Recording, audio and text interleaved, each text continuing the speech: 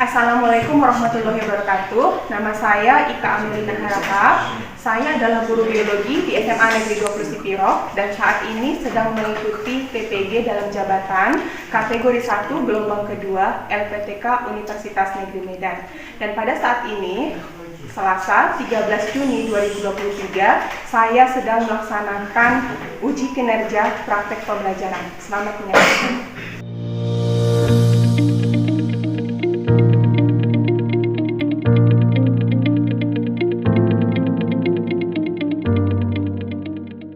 Assalamualaikum warahmatullahi wabarakatuh. Waalaikumsalam warahmatullahi wabarakatuh.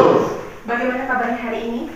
Alhamdulillah, sehat, mantap. Allahu Akbar. Alhamdulillah, berarti dalam kondisi sehat semuanya ya. Oke, materi kita pada hari ini adalah lanjutan dari sistem pertahanan tubuh pada manusia ya. Sebelumnya atau di pertemuan sebelumnya kita juga sudah belajar itu. Tetapi sebelum kita mulai belajar, bolehlah Soleh pimpin dulu doa kita hari ini. Sebelum kita memulai pelajaran pada pagi hari ini, ada baiknya kita berdoa menurut ajaran dan kepercayaan kita masing-masing. Berdoa dimulai.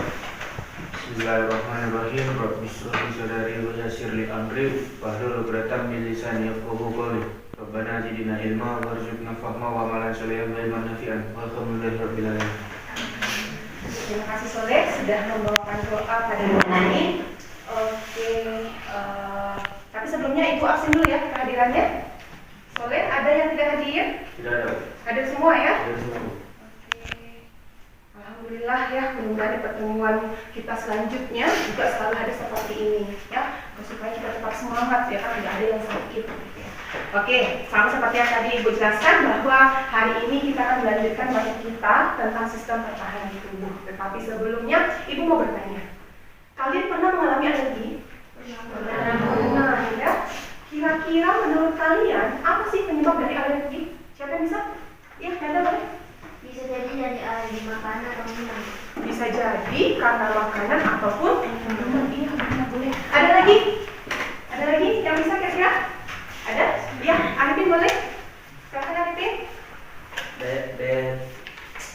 Antibodinya Bu kurang. Iya, antibodinya nggak stabil gitu ya, atau daya tahan tubuhnya sedang turun gitu ya. Iya, ada tadi dari Mariam. Boleh Mariam? Misalnya serbuk bunga atau bulu-bulu.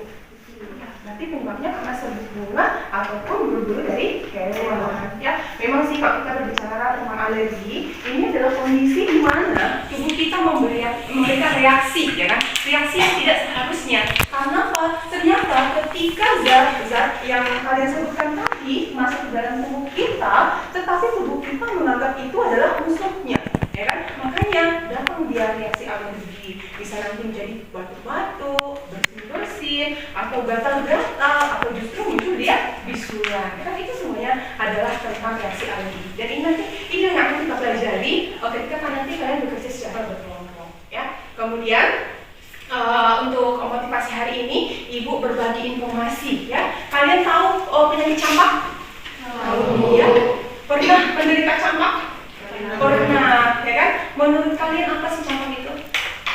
Ya, Maria? Penyakit yang terjadi sekali seumur hidup, karena setelah kita terkena campak Bu, tubuh kita akan mengenali antibodi, sehingga kalau pada terjadi virusnya tubuh kita nggak akan kena air. Iya, benar sekali ya. Makanya dikatakan bahwa campak itu hanya akan menginfeksi tubuh kita sekali seumur hidup. Karena apa? Ternyata ya kan antibodi dalam tubuh kita itu sangat unik ya. Ada yang bagian memori istilahnya kan. Jadi bagian memori ini nanti akan mengingat karena kita sudah pernah sakit misalnya karena si campak. Jadi ketika si campak ini mewabah lagi, tubuh kita sudah kenal ya kan. Antibodi dalam tubuh kita sudah ada. Makanya kan beberapa ahli mengatakan bahwa campak itu hanya menginfeksi seseorang itu sekali seumur hidupnya. Ya, itu dia untuk motivasi kita pada hari ini ya, agar supaya kalian lebih semangat lagi mempelajari tentang sistem pertahanan tubuh. Ya, mengingat jam ini sudah jam agak berat ya.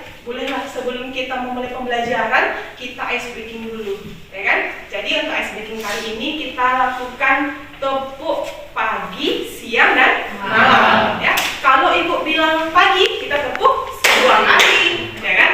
Kalau Ibu bilang bilang siang, kita tepuk sekali, ya kan? Kalau ibu bilang malam, berarti tidak tepuk, ya kan? Kita uji coba. Tepuk pagi, tepuk siang, tepuk malam.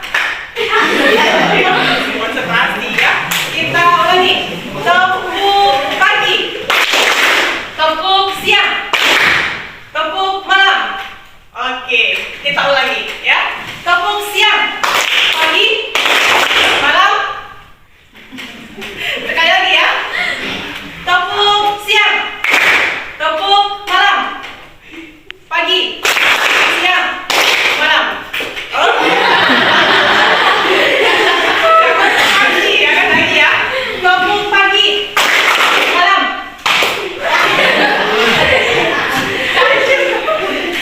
Tepuk siang, tepuk malam, tepuk pagi.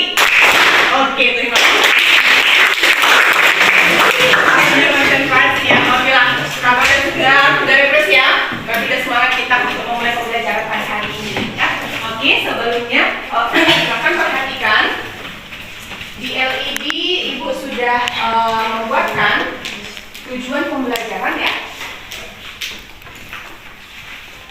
Adapun tujuan pembelajaran kita pada hari ini, yang pertama, melalui diskusi kelompok, siswa dapat menganalisis mekanisme pertahanan tubuh pada manusia dengan benar. Yang kedua, melalui diskusi kelompok, siswa dapat menentukan peran imunisasi pada sistem pertahanan tubuh manusia dengan benar. Dan yang ketiga, melalui studi literatur, siswa dapat menganalisis gangguan atau kelainan pada sistem pertahanan tubuh dengan benar. Ya, inilah tujuan pembelajaran kita pada hari ini, dan inilah yang akan kita capai. Ya. Oke, jadi sebelumnya kita sudah mempelajari fungsi dan juga struktur dari sistem imun, dan ini adalah materi lanjutannya, di mana kita akan mempelajari tentang mekanismenya, mekanisme pertahanan tubuh kita, kemudian imunisasi, sama gangguan atau kelainan pada sistem pertahanan tubuh. Dan ini adalah satu kesatuan sebenarnya, dan dia memiliki saling keterikatan atau ada dia saling hubungannya seperti itu. Ya, oke. Kemudian pada sistem pertahanan tubuh ini, Ibu sudah menyediakan video ya, dan video ini silahkanlah kalian tonton dan kalian catat informasi-informasi penting yang ada di dalamnya ya. Oke.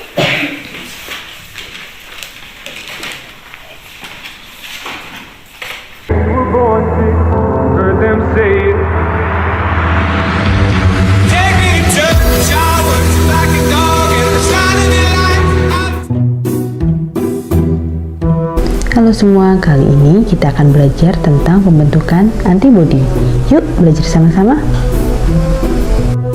Ketika kita bertemu dan berkumpul dengan orang, maka kita berisiko terkena suatu penyakit yang dapat disebabkan oleh virus ataupun bakteri.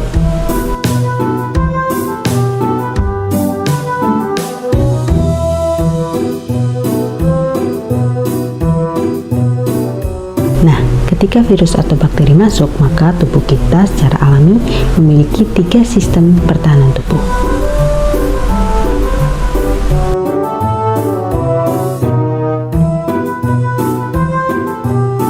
Misal ada bakteri yang masuk melalui hidung, maka secara refleks kita akan bersin dan batuk yang bertujuan untuk mengeluarkan bakteri tersebut. Oke, itulah tadi video pembelajaran tentang bagaimana tubuh kita membentuk antibodi. Jadi setelah kalian menonton video pembelajaran ini, siapa yang bisa memberikan informasi apa yang sudah didapatkan dari video? Iya, boleh Rizka. Dari video tersebut, saya mendapatkan sedikit pengetahuan tentang bahayanya berinteraksi dengan orang lain. Interaksi dengan orang lain berisiko tertular virus yang dapat menyerang imun tubuh kita, sehingga imun tubuh kita lemah dan dapat mudah terserang oleh virus tersebut. Yang diserang pertama yaitu sel-sel imun. Sel-sel imun nantinya akan berperang melawan virus. Antibodi yang sudah terbentuk akan mempertahankan kekebalan tubuh sehingga tidak akan dapat menginfeksi sel lainnya. Iya, benar sekali ya. Aku rasa informasinya luar biasa penting untuk tubuh kita ya, dimana kita harus hati-hati ketika berinteraksi dengan orang lain. Kemudian siapa lagi yang bisa? Iya, boleh Arif. Antibodi adalah biomolekul yang tersusun atas protein dan dibentuk sebagai Respons terhadap keberadaan benda-benda asing dan antibodi itu bersifat spesifik. Antibodi yang sudah terbentuk akan mempertahankan tubuh dari virus atau bakteri. Iya, benar sekali ya. Ibu rasa yang lain juga sudah mendapatkan informasi penting dari video. Ya, oke, sudah selesai kita mengamati video. Selanjutnya untuk bahan ajar kita atau materinya, Ibu sudah kirimkan ke grup kita. Itu boleh di-download masing-masing nanti. Itu nanti sebagai bahan ya, bahan tambahan ketika kalian bekerja kelompok ya. Dan minggu yang lalu Ibu sudah membagi kalian menjadi beberapa kelompok diskusi ya. Jadi hari ini silahkanlah kalian duduk sesuai dengan kelompok diskusinya masing-masing ya. Silakan. Sudah sesuai dengan kelompok, itu bagi LKPD-nya ya.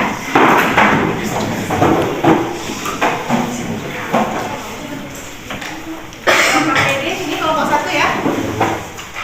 Kemudian kelompok 2. Kelompok 3 mana? Kelompok 3. Kelompok 4.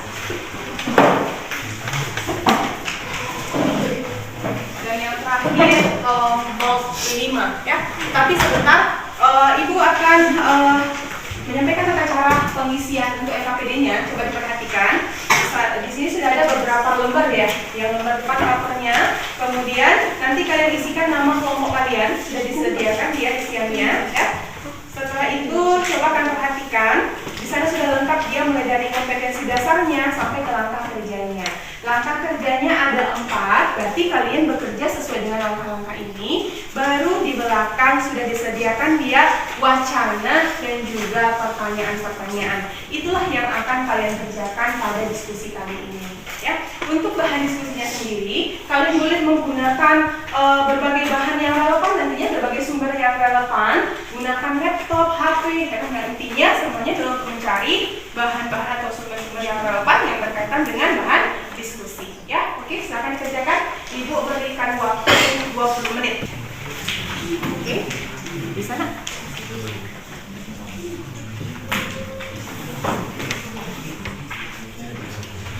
Oke, kerjasama ya, dibagi aja tugasnya. Misalnya si A mengerjakan bagian ini.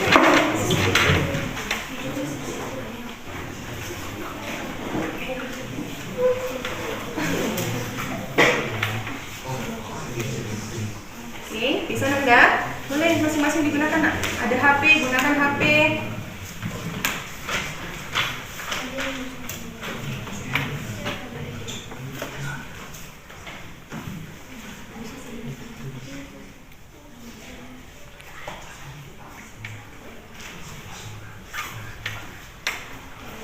Boleh bersuara kok pekerja kelompoknya.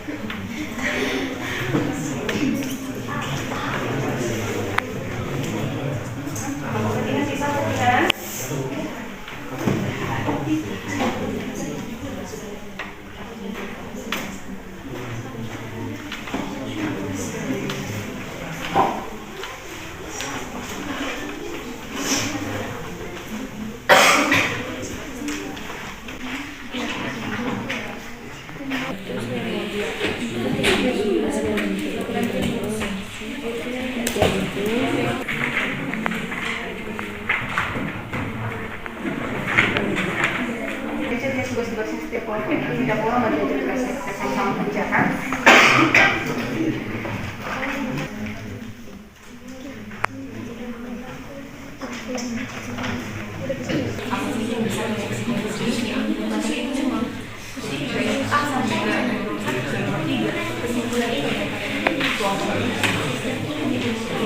Oke, Ibu rasa waktunya sudah mencapai 20 menit ya. Berarti selanjutnya kita melakukan presentasi ya.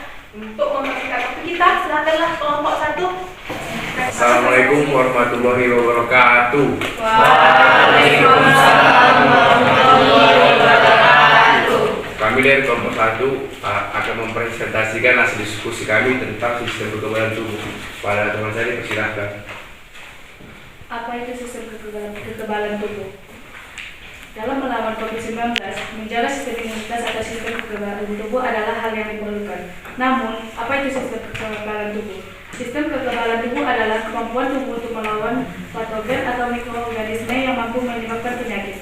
Hal tersebut disampaikan oleh Dr. Alfi Indira MMGZ, SPGK, Pinem, dokter spesialis gizi klinik dan anggota PDGKI Jaya dalam webinar Tetap Sehat dan Produktif Selama Masa Pandemi.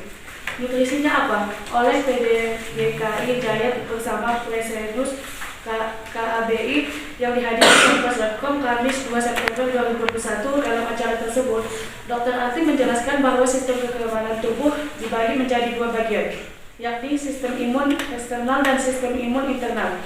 Sistem imun eksternal merupakan bentuk pertahanan tubuh pertama terhadap patogen, kata Dr. Alfi. Bagian ini terdiri dari kulit, membran, mukosa, rambut hidung. Beberapa vitamin dan zat yang dibutuhkan oleh organ ini adalah vitamin A, B6, B12, C, D, E, folat, zat besi, dan C. Sedangkan pada sistem kekebalan tubuh internal terbagi lagi menjadi dua bagian, yaitu garis pertahanan pertama atau first line dan garis pertahanan kedua atau second line. Garis pertahanan pertama bertugas untuk menangkap patogen. Pada bagian ini terdapat fagosit yang berfungsi untuk mengidentifikasi dan memusnahkan patogen, serta natural killer cells atau NKC yang untuk mengidentifikasi dan memusnahkan patogen, serta natural killer cells NKC yang berfungsi untuk menyerang sel bermutasi dan sel kanker. Kepada teman-teman yang ingin bertanya dipersilahkan. Kepada Yolanda, silakan. Baiklah, saya akan bertanya untuk kelompok 1. Ketika tubuh kita terluka, misalnya tangan kita tersayat, beberapa menit kemudian akan terjadi pembekakan di sekitar luka. Terima kasih.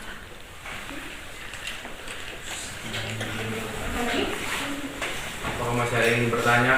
Kepada Padi, silakan. Saya dari kelompok 3 ingin bertanya. Ketika kita sedang flu, kenapa kita banyak menghasilkan cairan mukus dan dahak? Baik, kami akan menjawab pertanyaan dari kelompok 5. Ketika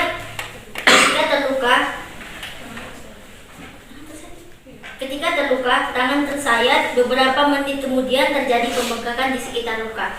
Ini terjadi karena sistem imunitas mulai bekerja. Jadi banyaknya antigen atau antibodi yang dipusatkan ke dalam luka tersebut. Jadi terjadilah pembekakan. Pertanyaan yang kedua dari kelompok 3, ketika kita sedang flu, kenapa kita banyak menghasilkan cairan mukus dan dahak?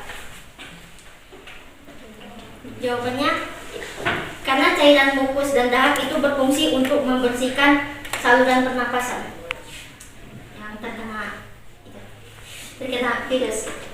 Sedikit ditambahkan ya untuk pertanyaan tadi, kenapa sih sebenarnya setiap terjadi luka pada tubuh kita dibarengi dengan adanya peradangan ya. Jadi mulai dari hari ini kalian gak perlu takut, karena sama seperti yang dijelaskan sama Ananda tadi, bahwa sebenarnya itu adalah peristiwa di mana semua sistem imun kita ya kan sudah diarahkan dia ke tempat yang terjadi peradangan tadi. Jadi kalau sudah terjadi bekas di sana, artinya ya kan sistem imun kita sudah bekerja itu. Ya, kemudian yang kedua ya, ditanyakan kenapa ketika kita flu banyak kita menghasilkan cairan mukus ya kan? Karena memang itu adalah salah satu cara dari tubuh kita untuk membersihkan mikroorganisme seperti virus yang sudah menginfeksi misalnya saluran pernapasan kita. Jadi dengan adanya cairan yang keluar tadi, baik dia dahak atau yang lainnya, itu artinya kan sudah dikeluarkan dari dalam tubuh kita virus-virus itu. Makanya kalau ada kawan yang bersih, hati-hati, karena dia bersih kadang-kadang makan cairan kan secara otomatis di dalam cairan itu sudah terdapat banyak mikroorganisme ataupun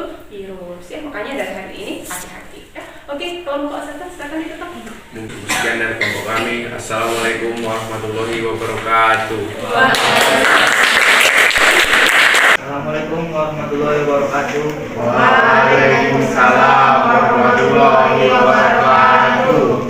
Kami dari kelompok 2 akan presentasikan hasil diskusi kami tentang ASI bisa bantu transfer antibodi COVID-19 ke anak. Para dia dipersilakan. ASI bisa bantu transfer antibodi COVID-19 ke anak. Jakarta. COVID-19 dapat menginfeksi siapa saja, tak terkecuali kelompok ibu menyusui. Dalam kasus tersebut, dokter spesialis anak, Dr. Linet Chandra Mayasari, endomek spesialis anak, menjelaskan ibu menyusui yang dinyatakan positif COVID-19 tetap boleh memberikan air susu ibu atau ASI untuk anak mereka. Jadi gini ya, kalau untuk ASI dari COVID-19, jadi rekomendasinya adalah ASI ibu masih tetap boleh diberikan meskipun ibunya dalam posisi positif COVID-19.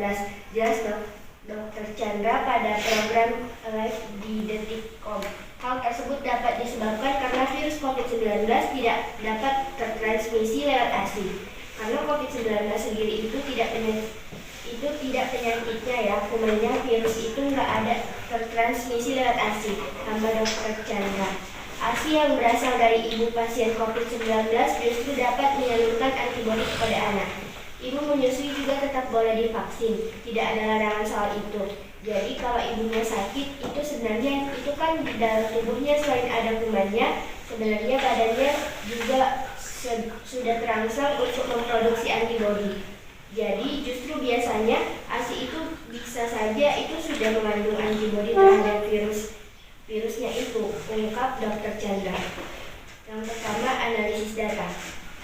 Cukup sekian presentasi dari kami. Jika ada pertanyaan dari teman-teman sekalian, silakan. Ini ada pertanyaan. Kepada Putra, silakan. Saya ingin bertanya, bagaimana cara penghancuran berbagai patogen atau mikroorganisme yang menginfeksi sel-sel tubuh kita? Kami akan menjawab pertanyaan dari kelompok 4. Bagaimana cara penghancuran berbagai patogen atau mikroorganisme yang menginfeksi sel-sel tubuh kita?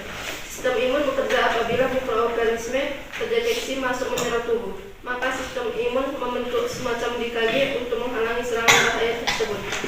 Pada proses tersebut, beberapa macam sel bekerja sama untuk mengenali antigen dan memberikan respon. Kemudian sel ini merangsang limfosit B untuk menghasilkan antibodi, yang tak lain adalah protein yang nantinya akan menempel pada pemicu penyakit atau antigen. Limfosit T akan menuju antigen yang telah ditunggangi oleh limfosit B, lalu menghancurkan antigen tersebut. Begitu antibodi telah diproduksi, antibodi akan berada dalam tubuh dalam beberapa waktu. Sehingga apabila bibit penyakit atau antigen tiba, antibodi sudah tersedia untuk melakukan perannya. Baiklah, cukup sekian presentasi kami. Assalamualaikum warahmatullahi wabarakatuh. Kelompok 2 sudah selesai. Kita lanjutkan kelompok 3. Silakan kelompok 3. Assalamualaikum warahmatullahi wabarakatuh. Waalaikumsalam warahmatullahi wabarakatuh. Kami dari kelompok 3 akan mempresentasikan hasil diskusi kami tentang apa yang perlu dilakukan jika demam dalam vaksinasi. Sudah ada dipersilakan. Apa yang perlu dilakukan jika demam setelah vaksinasi? Jangan terlalu khawatir jika kamu demam setelah vaksinasi. Sebab ini tandanya antibodi di dalam tubuhmu telah bekerja dengan baik. Namun, pastikan untuk tetap melakukan hal-hal yang dibutuhkan agar demam tidak bertambah parah. Halodoc Jakarta. Untuk menghentikan penyebaran COVID-19, program vaksinasi terus dilakukan sejak Januari 2019. Bahkan, kini sudah banyak juga orang yang mendapatkan suntik vaksin booster untuk mempertahankan kekebalan tubuh mereka dari ancaman terus berbahaya ini. Sayangnya, demam setelah vaksinasi kerap menjadi alasan orang enggan untuk vaksin. Ya, demam dan berbagai efek samping lainnya memang kerap terjadi setelah vaksin. Namun, demam adalah kipi atau kejadian ikutan pasca imunisasi yang paling sering muncul. Kebanyakan reaksi ini tergolong ringan dan akan hilang dalam 1-2 hari. Untuk itu, kamu harus tahu beberapa hal yang perlu dilakukan jika mengalami demam setelah vaksinasi. Dan hasil presentasi kami, jika ada yang ingin bertanya, kami persilakan. Jelaskan tujuan dan manfaat pemberian vaksin. Tujuan dan manfaat pemberian vaksin. Pada Mariam. Pertanyaan dari kami, apakah yang akan terjadi jika ada seorang anak yang tidak pernah mendapatkan vaksin? Apa yang terjadi? Baik, saya akan menjawab pertanyaan dari Saudara Fitri, yaitu soalnya jelaskan tujuan dan manfaat pemberian vaksin. Tujuannya ialah tubuh seseorang yang telah disuntikan vaksin akan merangsang antibodi untuk belajar dan mengenali virus yang telah dilemahkan tersebut. Manfaatnya merangsang sistem kekebalan tubuh, mengurangi risiko penularan, mengurangi dampak berat dari virus. Baik, saya akan menjawab pertanyaan yang kedua. Apa yang akan terjadi pada tubuh seorang anak apabila tidak pernah mendapatkan vaksin? Anak lebih rentan mengalami sakit berat dan kemungkinan komplikasi penyakit. Sistem kekebalan tubuh tidak kuat. Ya, itu dia. Ibu tambahkan sedikit ya. Jadi untuk semuanya silahkan diperhatikan. Selama ini kan di daerah kita, terutama yang tinggal di perkampungan, kalau dikatakan dia imunisasi, selalu takut orang tua. Ya kan? Karena mereka dalam pikiran mereka yang disuntikan itu macam-macam ya kan. Tapi dengan kita belajar seperti ini, kalian jadi tahu, boleh ditularkan nanti pengetahuannya kepada keluarga atau tetangga ya kan, bahwa imunisasi itu penting. Karena ternyata imunisasi itu bisa meningkatkan antibodi. Jadi ketika suatu saat ada wabah yang menginfeksi, maka tubuh si anak ini akan kebal ya. Itu dia. Oke, silakan nanti ditutup. Mungkin cukup sekian presentasi kami. Jika ada kesalahan dan mohon maaf pada omongan manapun. Wabillahi taufiq wal hidayah. Assalamualaikum warahmatullahi wabarakatuh. 4 dimulai, silakan. Assalamualaikum warahmatullahi wabarakatuh. Waalaikumsalam warahmatullahi wabarakatuh. Kami akan mempresentasikan diskusi kami tentang berbagai cara meningkatkan imunitas tubuh agar tidak mudah sakit. Silakan. Berbagai cara meningkatkan imunitas tubuh agar tidak mudah sakit. Sistem imunitas atau daya tahan tubuh memiliki peran penting dalam menjaga kesehatan. Imunitas tubuh harus dijaga dengan baik agar tidak mudah terserang penyakit. Daya tahan tubuh atau sistem imunitas yang baik dapat melindungi kita sejak pertama kali kuman menyebab penyakit masuk ke dalam tubuh. Oleh karena itu, memiliki daya tahan tubuh yang kuat sangat penting untuk mencegah kita jatuh sakit, terutama di masa mewabahnya virus corona seperti sekarang. Ada berbagai cara yang bisa dilakukan untuk meningkatkan imunitas tubuh, termasuk menerapkan pola hidup sehat, menghindari stres, hingga mengonsumsi suplemen agar sistem kekebalan tubuh tetap prima. Menerapkan pola hidup sehat agar imunitas tubuh dapat bekerja dengan optimal sehingga tubuh tidak mudah terserang penyakit. Penting untuk menerapkan pola hidup sehat. Berdasarkan rencana di atas, analisislah mengapa istirahat dapat mempengaruhi sistem pertahanan tubuh. Kurang istirahat atau tidur akan menyebabkan sistem kekebalan tubuh menurun dan terganggu. Pada saat tidur atau istirahat, tubuh secara aktif memproduksi zat sitokin. Sitokin adalah zat proaktif bagi tubuh yang berfungsi melawan benda asing seperti bakteri dan virus. Kekurangan istirahat dapat menyebabkan hambatan dalam pembentukan sistem kekebalan tubuh. Tubuh menjadi lebih rentan terinfeksi bakteri dan virus. Selain itu, berbagai risiko kesehatan seperti tekanan darah tinggi, penyakit jantung, dan kanker payudara juga dapat mengintai Anda. Bahkan proses pemulihan tubuh ketika sakit pun menjadi lebih lambat. Oke, kita tambahkan sedikit lagi ya. Ini bahasan kelompok 4 adalah tentang kurang istirahat ya. Memang benar sekali, Ibu juga ada membaca beberapa artikel. Ternyata kurang tidur itu memang bisa membuat sistem imun kita menjadi turun. Makanya kita perhatikan kalau kamu begadang ya kan Habib ya, itu bisa menurunkan sistem imun kita. Makanya kalau kita perhatikan memang orang yang aktivitas kerjanya tidak teratur, sering begadang, itu nanti otomatis imunnya turun, sering sakit itu. Ya kan? Kemudian ada lagi faktor stres ya. Ini juga sangat berpengaruh pada sistem imun kita. Karena ketika kita stres, secara otomatis imun juga akan ikut menurun dan otomatis membuat kita menjadi sakit. Ya, oke, silakan ditutup. Dari kelompok kami, kalau yang bertanya dipersilakan. Saya dari kelompok 1 yang bertanya, apa penyebab dari seseorang sangat sering terinfeksi virus flu? Saya akan menjawab pertanyaan dari saudara Sakia. Sebenarnya apa penyebab dari seorang mudah terinfeksi virus flu? Penyakit influenza merupakan penyakit pernapasan yang disebabkan oleh virus influenza. Organisme ini menginfeksi hidung, tenggorokan, dan paru-paru. Seorang bisa tertular virus ini apabila tak sengaja menghirup droplet atau percikan air ketika menderita berbatuk atau bersin. Flu juga bisa terjadi karena tubuh terlalu lelah, aktivitas yang terlalu padat, fisik yang bekerja lebih keras bisa menurunkan daya tahan tubuh. Dan saat daya tahan tubuh turun, maka akan menyebabkan bakteri maupun virus penyebab flu rentan menyerang. Masih ada kaitannya dengan kurang istirahat berarti ya, makanya kita jaga kondisi tubuh. Sekian dari kelompok kami. Saya akan mohon maaf kalau kami mengulangi. Assalamualaikum warahmatullahi wabarakatuh.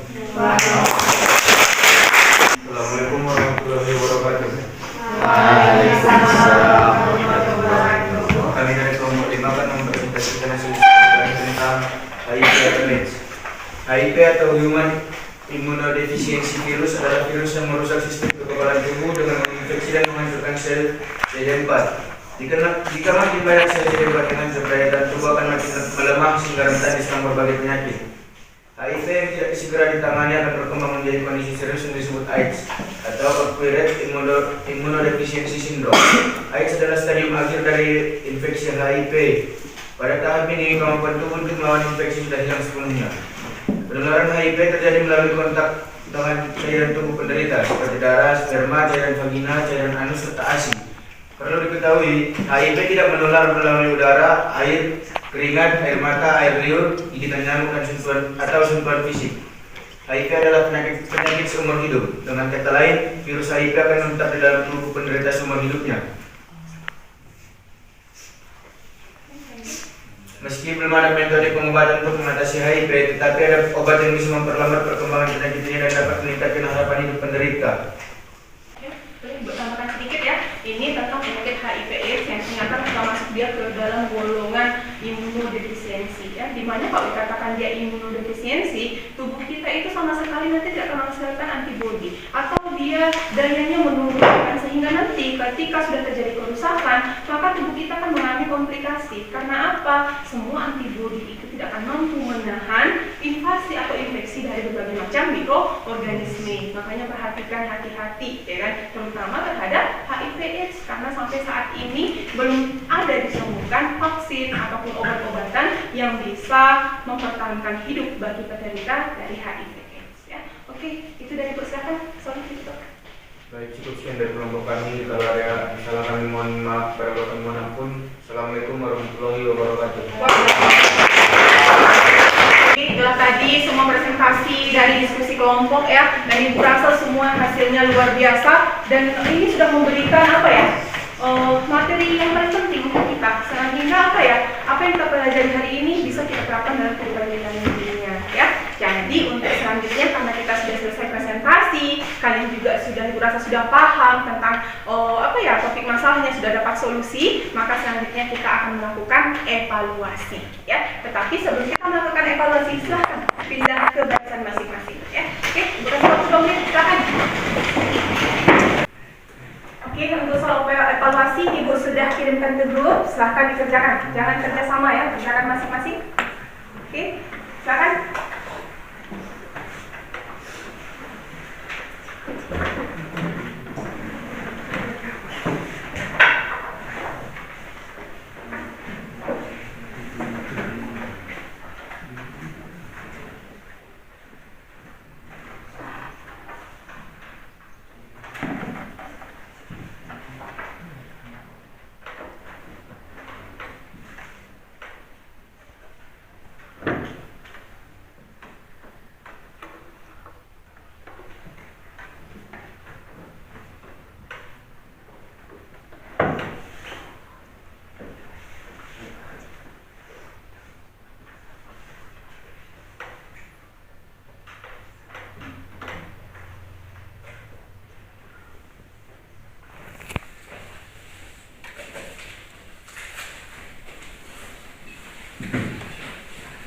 Dijawab ya.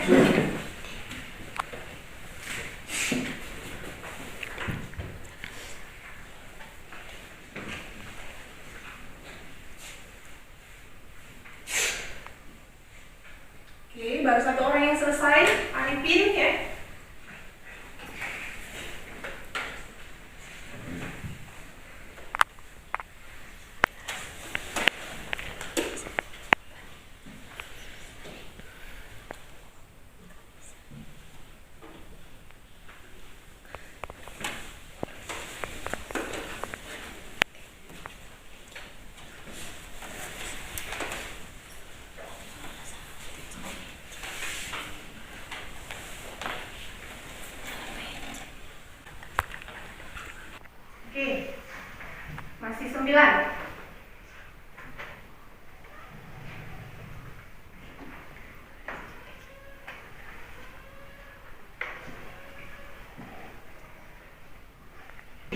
dari hasilnya kalau kita perhatikan ya.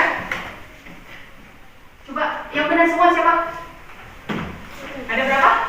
Oh ya. Yang benar salah satu. Salah dua ada. Oke, berarti kalaupun dia salah satu masih melewati batas KKM ya. Tepuk tangan.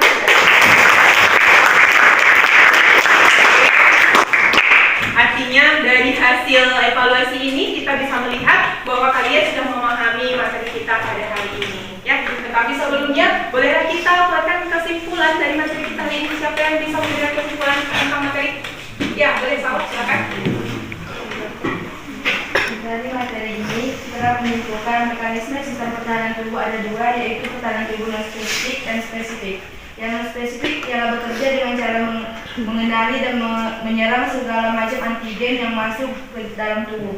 Yang spesifik yaitu pertahanan tubuh yang berfungsi untuk melawan patogen tertentu. Ya, benar sekali. Tepuk tangan. Ada lagi yang bisa? Ya, Maria, silakan. Imunisasi berarti pemberian vaksin untuk mencegah terjadinya penyakit tertentu. Jenis-jenis imunisasi antara lain imunisasi campak, imunisasi MMR, imunisasi varicella, imunisasi polio, imunisasi tifoid dan lain-lain. Kelainan dan gangguan pada sistem pertahanan tubuh antara lain AIDS, reaksi autoimun dan alergi. Iya, benar sekali. Tepuk tangan untuk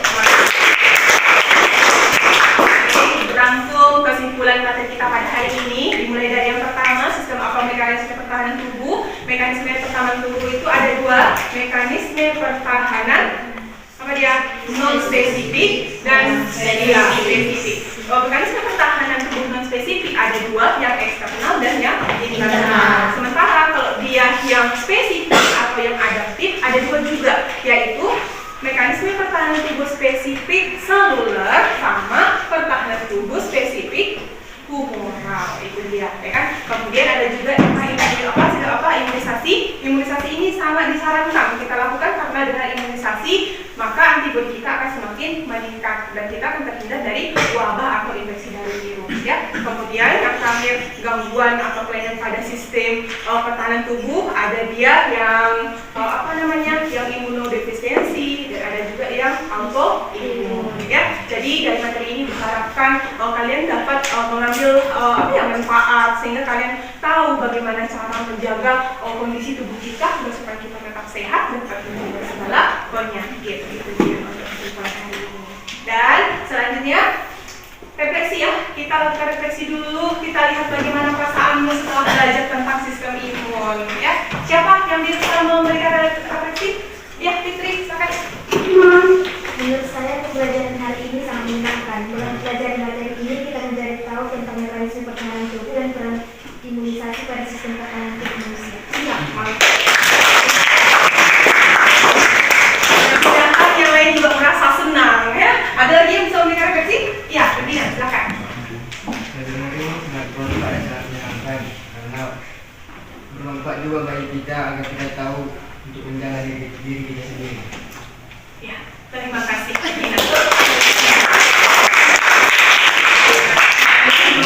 Memberikan makna untuk kita semua yang bermanfaat. Jadi karena ini adalah materi terakhir kita di kelas 11 ya kan, ini materi terakhir. Setelah ini ada lagi materinya.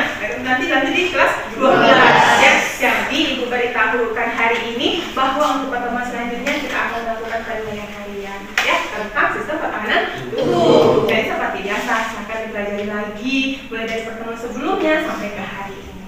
Ya, oke, itulah dia yang bisa kita sampaikan atau Ibu sampaikan hari ini. Ya, bolehlah Soleh kita tutup dengan doa dulu sebelum kita bubar. Ya.